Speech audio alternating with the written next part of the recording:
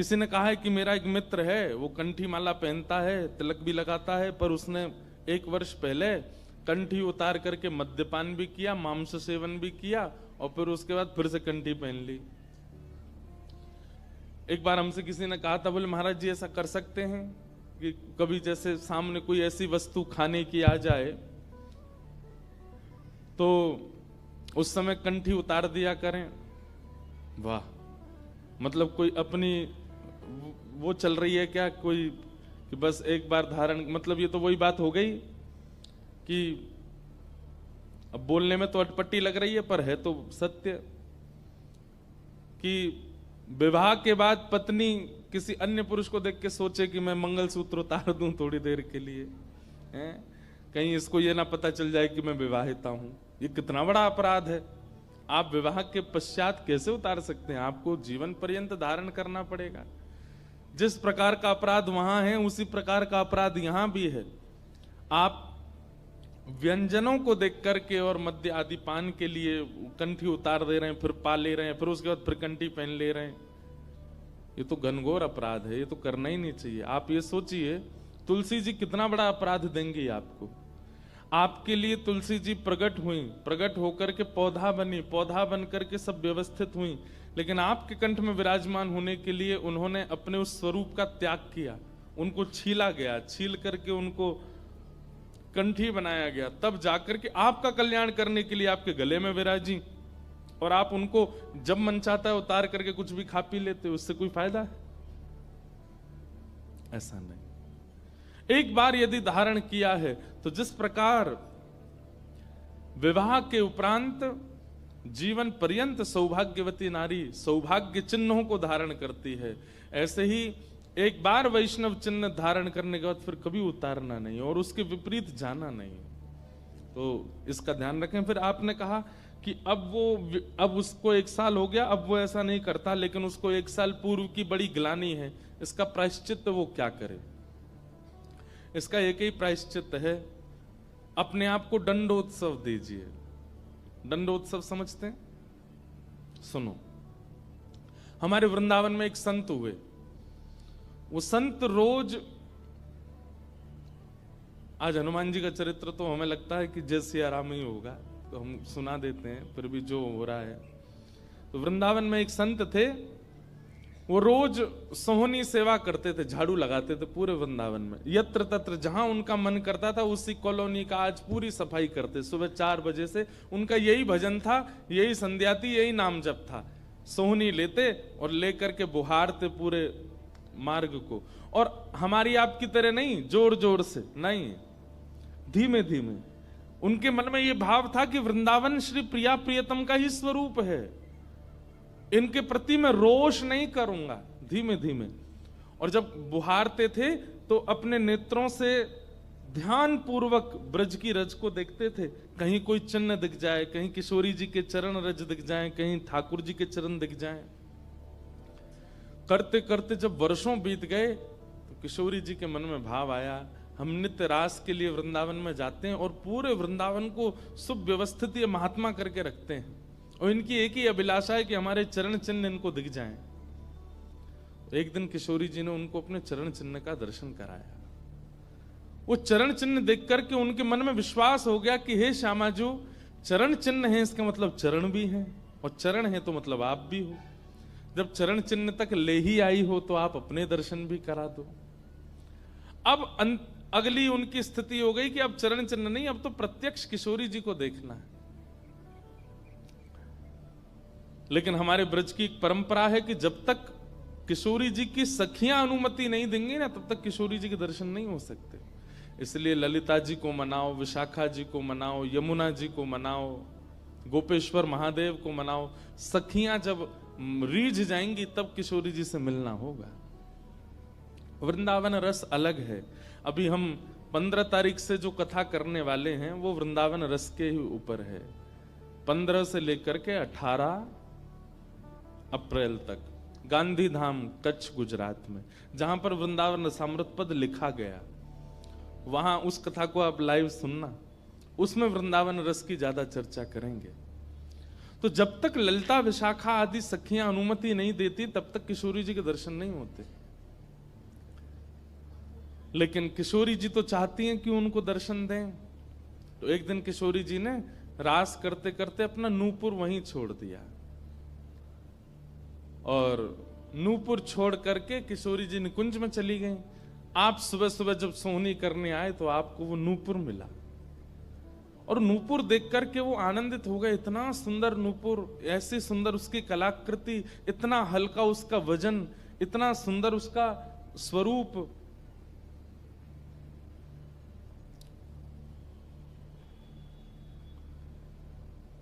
आपके मन में भाव आया कि कोई बड़े घर की लाली होगी, उसका रह गया होगा, मैं रख लेता हूं, कभी कोई मिलेगा मांगने आएगा कि भाई हमारा नूपुर दो तो मैं दे दूंगा। आपने वो नूपुर अपने पास रख लिया। नूपुर से दर्शन किशोरी जी ने कईयों को कराए। इसलिए वृंदावन में जब चला कीजिए ना, बहुत ध्यान पूर्वक देखते हुए पृथ्वी को चला कीजिए, क्या पता क्या मिल जाए।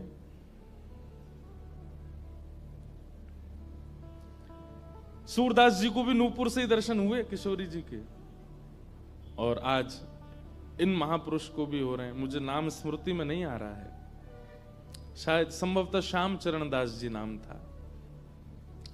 तो नूपुर को अपने पास रख लिया। किशोरी जी का नियम है कि जब रास में जाती हैं तो सब सखियां उनका श्रृंगार करती हैं और एक एक श्रृंगार जो उन्होंने धारण किया है वो लिख लेती हैं। कानन में कुंडल पहने हैं, गले में ये हार पहना है, उसके ऊपर मोतिन की माला पहनी है, फिर गुंजा माला पहनी है, फिर नवलखा के हार पहने, हाथन में इतने कड़ूला पहने हैं, पैरन में पाजे। क्यों? बोले रास में श्याम सुंदर आते हैं, पता ना काचोरी करके भाग जाएं। अगर एक कम रह जाए तो फिर ठाकुर जी की शामत कहाँ है, हमारी श्री जी का श्रृंगार बताओ। इसलिए सब सखियां जो हैं किशोरी जी के सिर से लेकर नख तक एक एक श्रृंगार को लिख लेती हैं पहले, रास में भेजने से पहले। और फिर रास में आने के बाद, रास से आने के बाद फिर सब सखियां एक एक श्रृंगार एक बोलेगी, हाँ भाई कानन में ये कुंडल हैं, सिर पर ऐसा सुंदर वो है, गले में ऐसी माला है, हाथन में कड़ूला, पामन में ये 2 पाजेब हैं, सब गिनती करो। और एक एक करके उतारती जाती सखियां। आज किशोरी जी के चरणों का एक नूपुर नहीं है। शाखा आदि बोली, हे श्यामाजू आपका एक नूपुर कहां गया? बोले अरे मो तो पतो ना है, सके नृत्य करते करते रह गए हो वृंदावन में।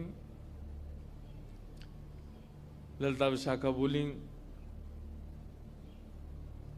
स्वर्ग के इंद्र के हाथी के दांतों से बना हुआ नूपुर है वो, सामान्य नूपुर नहीं है। आपके ऊपर तो कोटि कोटि ब्रह्मांड वारी वारी जाते हैं किशोरी जी, पर वो नूपुर ठाकुर जी ने आपको भेंट किए हैं, बड़े बहुमूल्य नूपुर हैं। अब किशोरी जी बोली, मोह ना पता कहां रह गए होगो कहीं पे। किशोरी जी तो मन बना चुकी है ना, दर्शन देना है उनको। तो ललिता विशाखा ने विचार किया कि हम ही जाती हैं, ढूंढ के आती हैं निकुंज में, कहां है, वृंदावन में। बोले अपने रूप में तो नहीं जाएंगी, तो एक वृद्धा का रूप धारण किया, एक वृद्ध मैया का रूप धारण करके ललिता विशाखा गई और वृंदावन में ढूंढने लगी नूपुर कहां है। तभी ढूंढते ढूंढते वो महाराज जी सोहनी कर रहे थे, उनके सामने पहुंची। अरे बाबा, हमारी लाली आई सवेरे सवेरे यहाँ पे और बाके पाम को एक नूपुर रह गयो, तेने देखो? बाबा बोले, तुम कौन हो रही?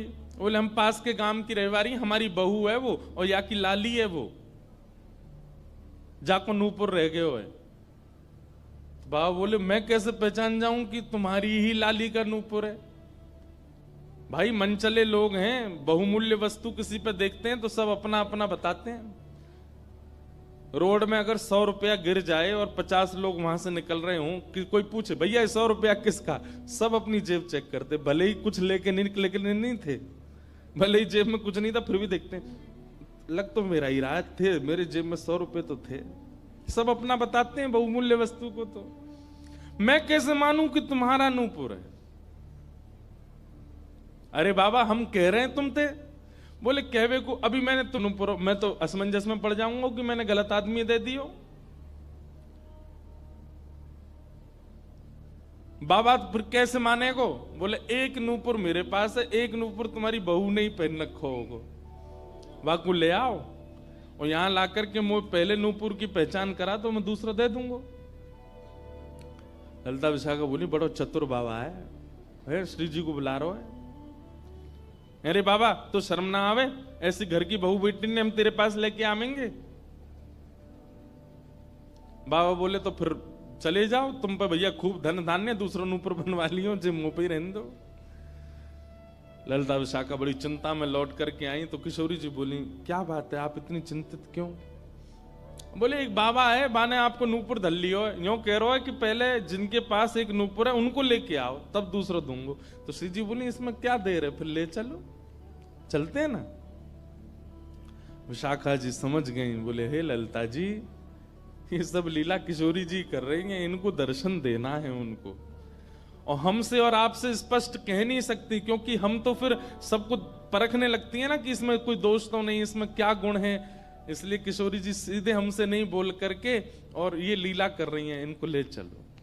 और किशोरी जी आई वृंदावन और महात्मा बैठे सोहनी कर रहे थे और सामने से जैसे ही किशोरी जी को आते हुए देखा, बाबा ले हमारी बहू आ गई, अब नूपुर दे दे, देख या को नूपुर भी वैसा ही है। बाबा बोले मेरी आंख की कमजोर है ने, दूर से दिखना रही, पास लाके हाथ से स्पर्श कराओ। ललिता विशाखा बोली बाबा तो शर्म ना आ रही अपनी बहू को स्पर्श करा में? तो बोले चरण स्पर्श करावे में कहा देर, ले आओ। किशोरी जी समीप गई, जैसी चरण स्पर्श किए अपने हाथों से नूपुर पहना करके लिपट गए चरणों से।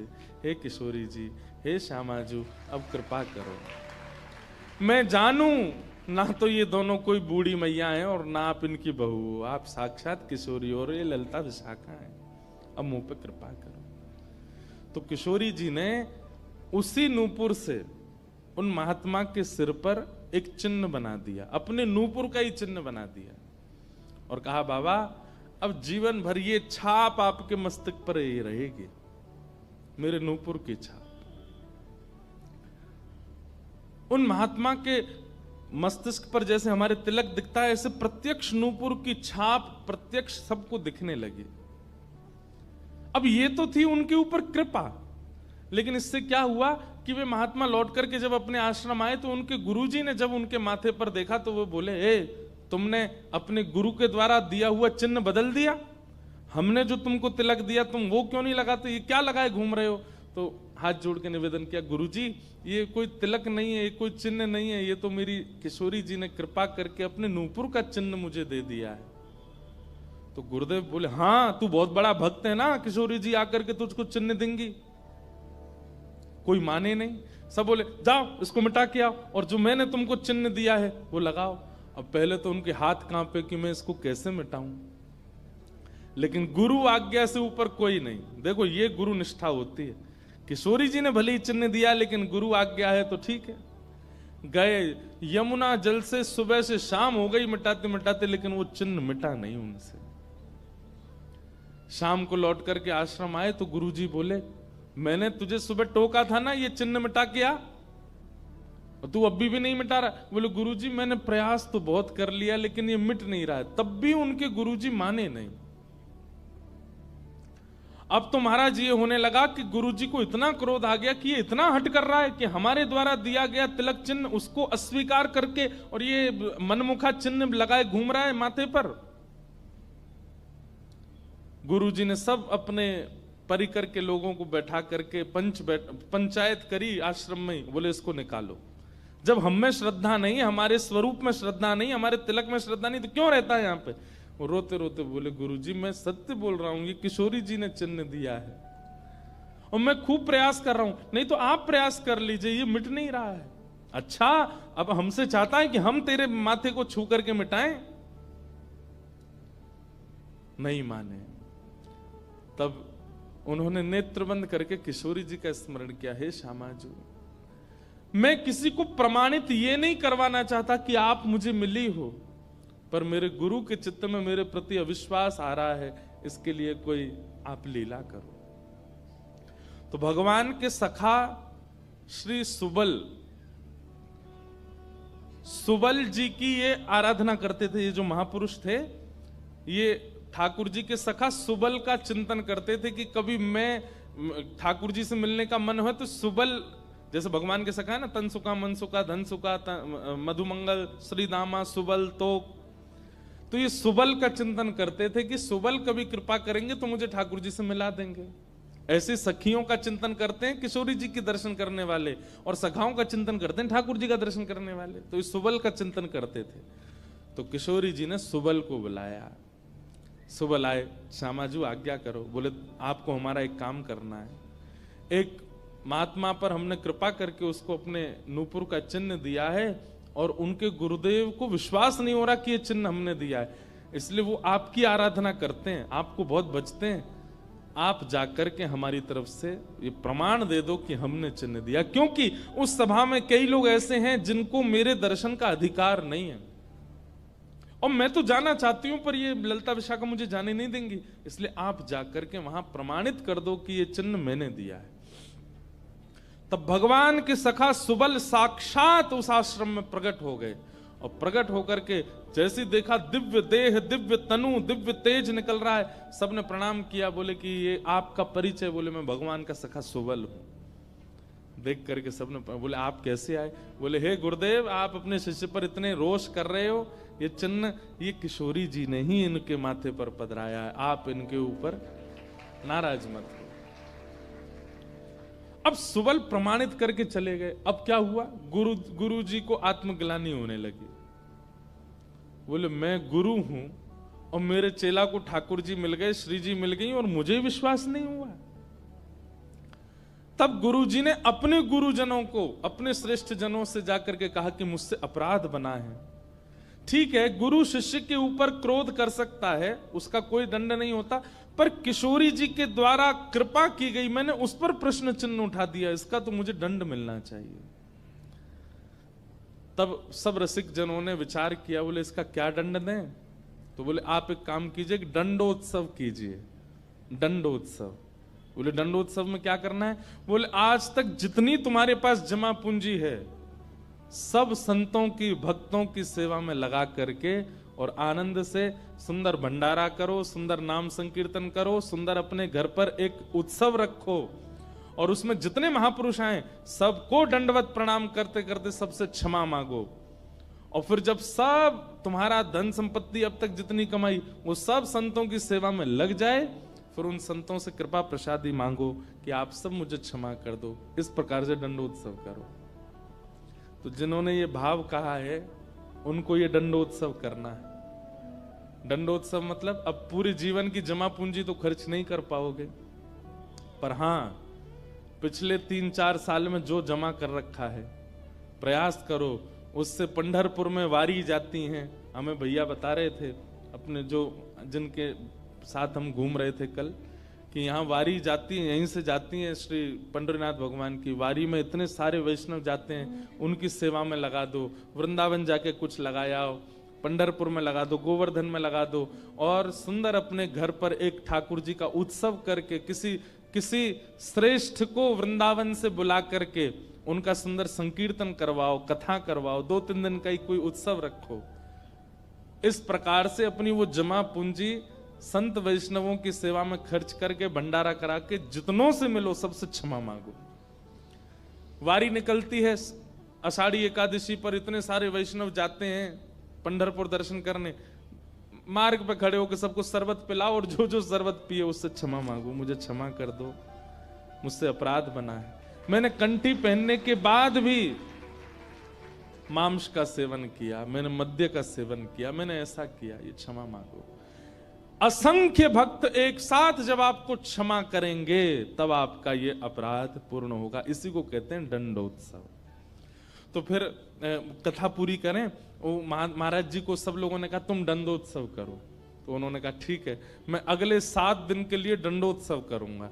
ब्रज में जितने भी संत आवेंगे, ब्रज की सीमा पर खड़े होकर के सबको माला पहना करके सबको सत्कार के साथ लाया जाए। आश्रम में उनकी रहने की सुंदर व्यवस्था, प्रसाद की व्यवस्था, और नाम संकीर्तन अखंड चले 24 घंटा 7 दिन तक, और खूब भंडारा चले, और जितने महापुरुष आए सबसे क्षमा मांगनी।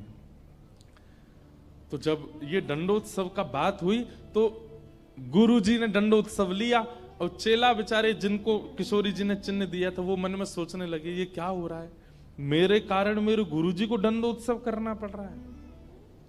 तो उन्होंने अपने गुरुदेव के सामने प्रणाम करते हुए अपनी झोली फैला के कहा, गुरुजी मुझे एक भिक्षा दे दो। तो क्या चाहिए?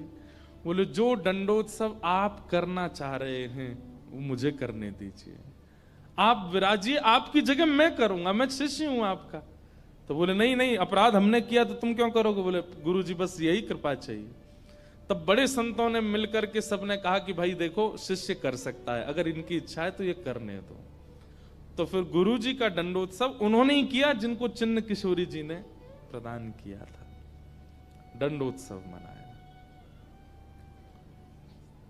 इस प्रकार भैया जिनसे ये अपराध बन जाता है ना, कभी कंठी माला पहनने के बाद अपराध बन जाता है, किसी वैष्णव के प्रति कुभाव बन जाता है, किसी तीर्थ में जाकर के कोई पाप बन जाता है, उनको ये सब दंडोत्सव करने चाहिए। अपनी कोई पैसा खर्च कराने के लिए नहीं कह रहे हम, लेकिन हाँ जितना हो सके वैष्णवों की सेवा करके, अब चाहे वो धन लगा के करनी पड़े, चाहे तन से करनी पड़े, चाहे मन से करनी पड़े। पर लोग बड़े कंजूस हैं आजकल। बोले कि महाराज जी आपने मन से सेवा भी तो कही है, कोल्हापुर में बैठे बैठे आंख बंद करके यही संतों की सेवा कर देंगे, इनके पाम पूछ दिए, 5,000 रुपये हमने दक्षिणा में दे दिए, ले खर्च भी नहीं हुए, मन से सेवा भी हो गई। तो इसलिए दंडोत्सव करो। फिर क्या है,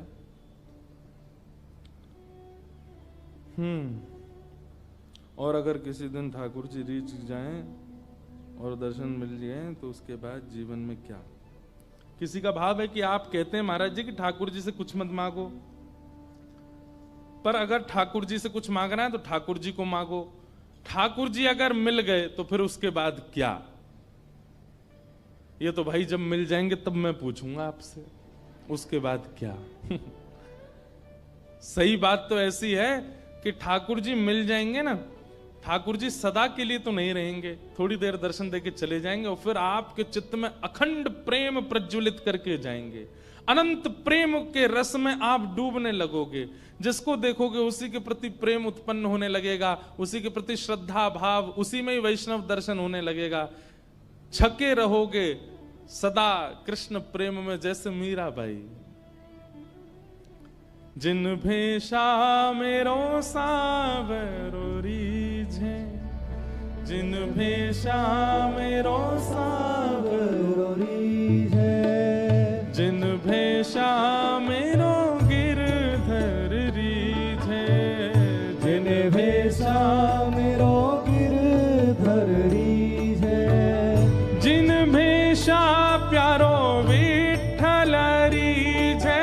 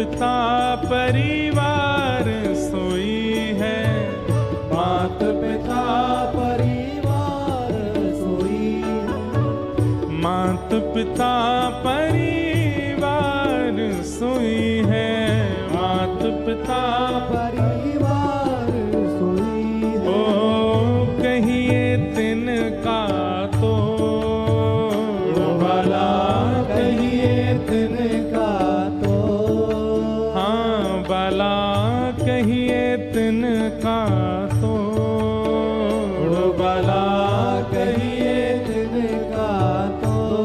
अरे हाँ मैं बैरागन हूँगी, मैं बैराग हूँगी, मैं बैरागन हूँगी। मैं बैराग गाओ भाव से, ओ बाला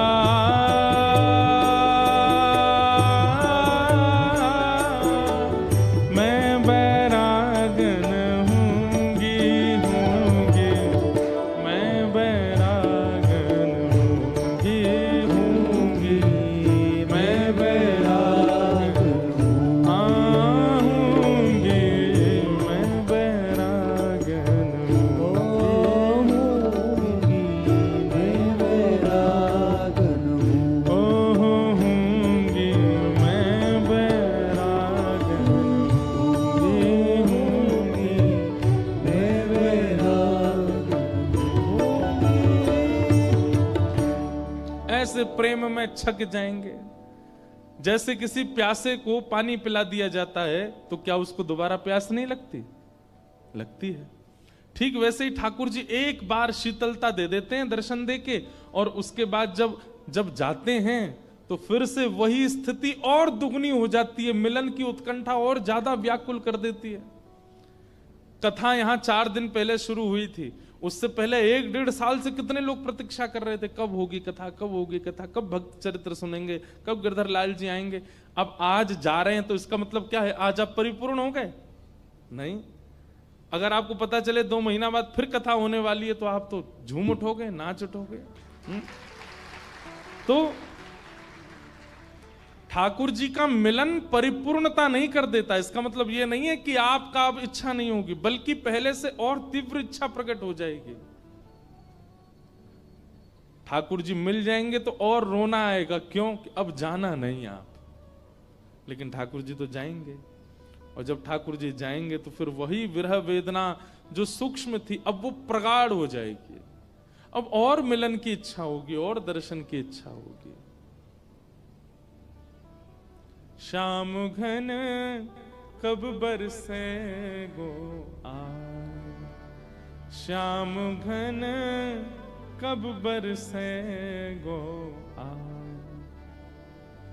कब यह हृदय संताप मिटेगो, कब यह हृदय संताप मिटेगो, श्याम घन कब बरसे गो आए, श्याम घन कब बरसे गो आए। हमारे नामदेव जी तुकाराम जी तो नित्य दर्शन करते थे श्री पंडरीनाथ भगवान का। क्या उनको नित्य दर्शन से इच्छा खत्म हो गई उनकी? नहीं, और प्रगाढ़ हो गई। बंधु यही तो देखो, ठाकुर जी में और संसार में अंतर क्या है? संसार की वस्तु जितनी मिलेगी उतनी उसके प्रति आपकी इच्छा कम होती चली जाएगी, और ठाकुर जी जितने मिलेंगे उतनी ज्यादा और प्रगाढ़ होती चली जाएगी, उतनी ज्यादा और व्याकुल होते चले जाओगे। पानी की प्रत्येक घूंट प्यास को कम करती है, पर ठाकुर जी का प्रेम का प्रत्येक घूंट, प्रत्येक बिंदु प्रेम को और बढ़ाता है, प्रेम को और। इसीलिए 10 प्रकार के नाम अपराध हैं। वैष्णवों के 10 अपराध बताए गए हैं। उसमें एक अपराध पता है क्या है? आज जितने प्रिय ठाकुर जी लगते हैं, कल यदि उतने उससे ज्यादा प्रिय नहीं लग रहे हैं तो ये अपराध है। आप कोई अपराध कर रहे हो। विट्ठल कल कितने अच्छे लगते थे, आज भी उतने ही लग रहे हैं, तो ये भी अपराध है। अरे कल से ज्यादा अच्छे लगने चाहिए आज, और आज जितने अच्छे लगे कल उससे भी ज्यादा लगने चाहिए। और अगर प्रतिदिन ठाकुर जी उतने ज्यादा अच्छे नहीं लग रहे हैं, एक से ही लग रहे हैं, तो आप कहीं तो अपराध कर रहे हो, आपसे कोई तो अपराध हो रहा है। अरे कहां तक कहें, हमारे ब्रज में तो कहते हैं, लाला हम जितनी बार पलक झपक के दोबारा खोले ना, तो पलक झपक हुए थे पहले जैसे है वहां और ज्यादा प्यारे पलक झपक हुए के बाद दिखने लगो। मतलब जितनी बार पलक झपकी जाती है उतना उतना प्रेम बढ़ता रहता है। प्रेम कोई हंसी मजाक है, प्रेम कोई ऐसे ही गली मोहल्ला का कोई लैला मजनू का खेल थोड़ा ही है। प्रेम अद्भुत है। हम लोग अभी उस प्रेम की अवस्था में गए ही नहीं है। इसलिए जिनका ये प्रश्न है, समझ में आ गई हो बात तो समझ जाना। फिर किसी का तो बहुत ही बड़ा पत्र है, कितनी माता जी ने दिया है। अब उन्होंने क्या लिखा है वो तो मैं पढ़ नहीं पाया हूं, उनको प्रणाम है। तो उन्होंने ऐसा लिखा है कि उनकी लाली कोई आई है, वो चित्र बना के लाई है, तो ले लेना। मैंने कहा ठीक है। फिर किन्हीं का भाव है कि जय श्री कृष्ण, दंडवत प्रणाम महाराज जी, आत्मा की उत्पत्ति का कारण क्या है? लो, अब ये खीर में नमक आ गई है, और प्रेम रस चर्चा के बीच में अब बिल्कुल गुड़, बिल्कुल वह जो है, अब देखो, लेकिन फिर भी हम इसको खीर में ही गुड़ की तरह बोल देते हैं। आत्मा की उत्पत्ति का कारण क्या है? फिर आपने बहुत सारी बातें लिखी हैं। हमारी आत्मा इस जन्म मृत्यु के चक्कर में फंस जाती है या निकल जाती है, और फिर हम हमारे श्री जी ठाकुर जी के पास आत्मा स्वरूप में ही रहते हैं, सेवा करते हैं। परंतु जो इस जन्म मृत्यु के चक्कर में अज्ञान की वजह से फंस जाता है, इसके लिए तो ये बहुत दुख का कारण है। तो फिर परमात्मा ने ठाकुर जी ने आत्मा की उत्पत्ति क्यों की? आत्मा की उत्पत्ति का कारण क्या है?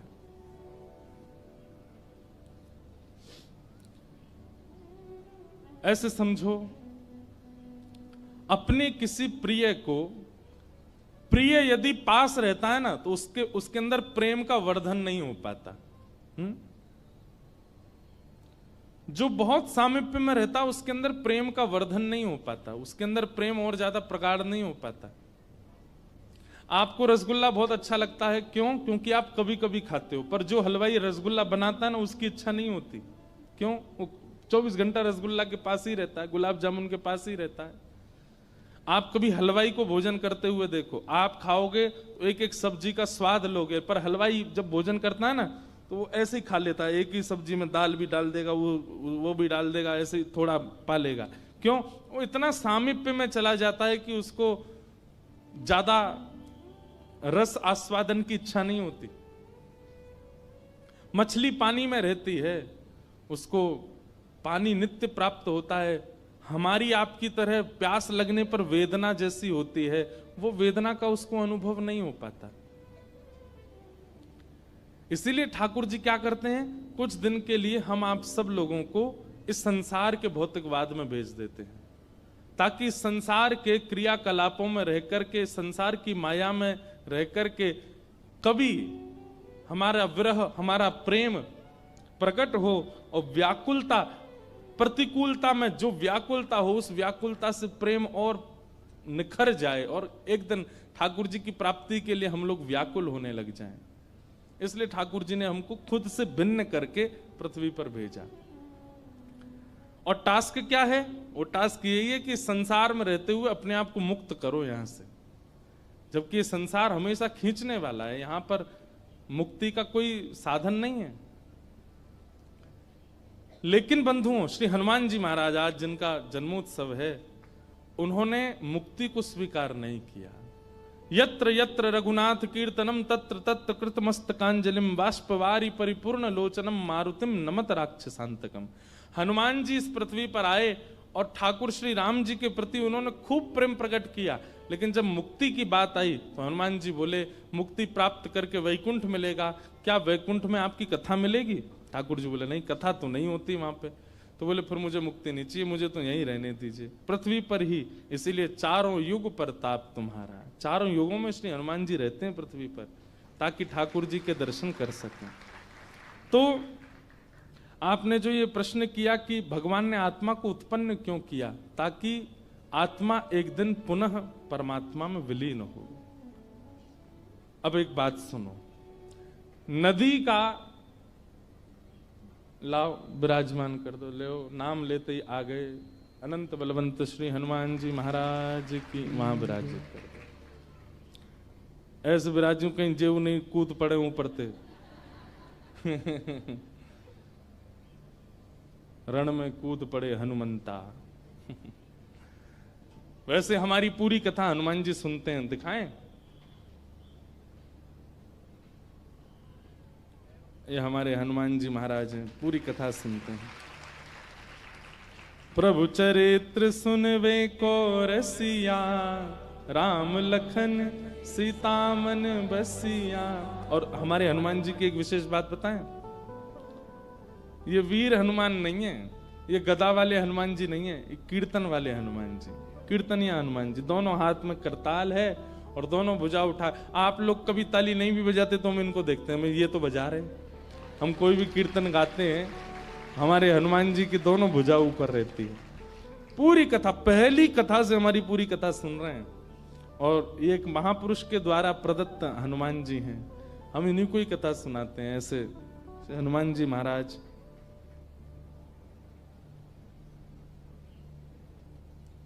तो हम क्या निवेदन कर रहे थे? हनुमान जी, हाँ, तो नदी का मूल स्रोत क्या है बताओ? नदी का मूल उद्गम किससे होता है? समुद्र से। समुद्र में जब ताप पड़ता है, वही ताप ही वायु बन के आकाश में जाता है, बादल बन जाता है, और वही बादल जाकर के जब बरसता है तो नदी में जल बनता है। वही बादल हिमालय में पहुंच जाते हैं तो बरस करके बर्फ बन जाते हैं, और वहीं से वो कोई गौमुख में होकर के, कोई यमुनोत्री में होकर के, कोई कहीं होकर के वो स्रोत बन करके नदी के रूप में प्रकट होते हैं, और प्रकट होकर के चलते जाते हैं, चलते जाते आकर के पुनः समुद्र में मिल जाते हैं। ठीक वैसे ही हमारा मूल उद्गम स्थान श्री ठाकुर जी हैं, पर ठाकुर जी ने हमको स्वयं से विलग करके इस संसार रूपी पर्वत पर भेजा, जहां खूब प्रकार की रुकावटें आते हैं, खूब प्रकार के मोड़ आते हैं, खूब प्रकार की सक्रिय स्थान आते हैं, और इन सब से लड़ते झगड़ते और सब जगह से कूदते फांदते उछलते हुए हम लोग कहां जाते हैं? पुनः उन्हीं में ही मिलने के लिए जाते हैं, उन्हीं से ही मिलन के लिए हम लोग जाते हैं। तो आत्मा का प्रादुर्भाव परमात्मा में मिलने के लिए ही हुआ है। और एक बात बताएं आपको, किसी ने अगला प्रश्न किया, उसका उत्तर मैं यहीं दे दे रहा हूं। उसने कहा कि महाराज जी 4 दिन से कथा सुन के यूं लग रहा है भगवान की पूजा करें कि भक्तों की पूजा करें। भक्तों की बात सुन करके लग रहा है कि भगवान से अच्छे तो भक्त हैं। हम आपको निवेदन कर दें, समुद्र का जल खारा होता है, ठाकुर जी से जब भक्त मिल जाता है ना तो उसका प्रेम घट जाता है थोड़ा, वो मिल गए अब तो। लेकिन वही जब बादल बनकर के एक नदी के रूप में परिवर्तित होता है तो मीठा हो जाता है। मतलब जब वह परमात्मा अंश को आत्मा बना करके भेजती है तब वो बड़ा पवित्र होता है। उसका आचमन, उसका स्मरण, उसका स्नान सबको पवित्र कर देता है। इसलिए ठाकुर जी को कभी कभी हमारा दर्शन करने की इच्छा होती है, इसलिए हमको खुद से दूर करके सामने बैठाते हैं। भैया बगल में बैठने वाले का सहज दर्शन नहीं होता, ऐसे देखोगे भी तो इतना ही दिखेगा। कई बार बगल में बैठने वाले को देखना होता है तो उससे कहते हैं सामने बैठो हमारे, तब तुमको देखें। तो ठाकुर जी को हमारा दर्शन करना होता है, हमको देखना होता है, हमको देख करके प्रसन्न होना होता है, इसलिए हमको आत्मा बना करके ठाकुर जी पृथ्वी पर भेज देते हैं। संग रहते हैं तो ठाकुर जी की इतनी दृष्टि नहीं पड़ पाती, पर जब हम पृथ्वी पर आते हैं, अपने कर्मों में उलझते हैं, फिर यहाँ भक्ति भाव से कैसे कैसे निकलने का प्रयास करते हैं, ठाकुर जी हमको देखते रहते हैं। इसलिए ठाकुर जी आत्मा का निर्माण करते हैं। तो अनेक भाव थे, फिर उनका एक प्रश्न था कि महाराज जी भगवान को भजें कि भक्तों को? हमने एक बात पहले दिन ही स्पष्ट कर दी थी, हरि रीझेंगे तो वैकुंठ मिलेगा, पर हरिजन रीझ जाएंगे तो हरि ही दे देंगे आपको, हरि मिल जाएंगे। ठाकुर जी को भजना कोई बड़ी बात नहीं है। ठाकुर जी की पूजा करना, आराधना करना, सेवा करना कोई बड़ी बात नहीं है, सब करते हैं दुनिया में। रावण भी करता था शंकर जी की। हरिजनों की सेवा करना ये बड़ी बात है। हरिजनों का सत्कार करना, हरिजनों को प्रणाम करना ये बड़ी बात है। इसलिए ठाकुर जी को प्रणाम करो। और हम तो एक बात कहें, हरिजनों में ही हरि को देख करके प्रणाम कर लिया करो। भैया हरि सेवा तो सबसे बन जाती है, पर हरिजन सेवा नहीं बन पाती है। इस प्रकार ये सब प्रश्न थे, सबको हम प्रणाम करते हैं। फिर देखो एक प्रश्न और किया है, भगवान से अगर पत्नी मांगनी हो तो कैसी प्रकार की मांगे? ये तो भैया जिनके ब्याह हो चुके हो उनसे मांगो। लेकिन हम भागवत जी के वक्ता हैं तो भागवत जी का प्रमाण दे देते हैं। तथा सचाहम परिवोडु काम समान शीलाम ग्रह में दधेनुम। श्री पंडरीनाथ भगवान के पास जाना शुरू कर दीजिए, हर एकादशी पर जाया कीजिए। और एक वर्ष की संपूर्ण एकादशियों पर व्रत करके पंडरीनाथ भगवान के पास जाना, ये भाई लोगों के लिए बता रहे हैं जिनके ब्याह नहीं हुए हैं। और हर एकादशी पर व्रत रख के पंडरीनाथ भगवान को प्रणाम करना, और वर्ष की अंतिम एकादशी पर पंडरीनाथ भगवान से जोली फैला करके कहना, हे नाथ, मैं आपसे जितना प्रेम करता हूं, मैं आपसे जितना दुलार करता हूं, मैं आपके प्रति जितना प्रेम भाव अपने चित्त में रखता हूं, मुझसे भी दुगना प्रेम रखने वाली एक कन्या इस एकादशी व्रत के फल स्वरूप मुझको पत्नी रूप में दे दीजिए। आपसे भी अधिक ठाकुर जी से प्रेम करने वाली गृहिणी प्राप्त हो, ये ठाकुर जी से मांगो। श्रीमद् भागवत में मांगा है, इसीलिए तो हमने श्लोक बताया। कर्दम ऋषि ने भगवान से प्रार्थना की थी, हे नाथ, मैं आपसे जितना प्रेम करता हूं मुझसे भी दुगना प्रेम करने वाली पत्नी मुझको प्राप्त हो, ऐसी कृपा करो। तब कर्दम ऋषि का विवाह देवहूति के साथ हुआ। तो भगवान ने फिर पता क्या कहा, तुम हमसे प्रेम करते हो, तुम्हारी पत्नी दुगना प्रेम करती है, तुम दोनों के प्रेम के फलस्वरूप तुम्हारा पुत्र बन के मैं ही आऊंगा। और कर्दम ऋषि और देवहूति माता के यहां भगवान कपिल बन करके आए। इसलिए भैया जितने भाई लोग बैठे हैं, कर दो शुरू एकादशी, और बहनें भी जिनके ब्याह नहीं हुए हैं। लेकिन यो नहीं कि मन में पहले ही सोच रखो बातें करनो ब्याह में, और ठाकुर जी से जाके, हे पंडरीनाथ, हम कोल्हापुर में रहते हैं और जो हमको प्रिय हैं वो सोलापुर में रहते हैं। सोलापुर दूर है यहां से, है? हमको तो पता ही नहीं है कहाँ। आप कृपा कर दो, हम इसी के लिए एकादशी कर रहे हैं। ऐसा नहीं, ठाकुर जी को चुनने दो। आप क्यों चुन रहे हो? ठाकुर जी आप चुन के दो, जो हमारे लिए उचित तो आप ढूंढ के लाओ।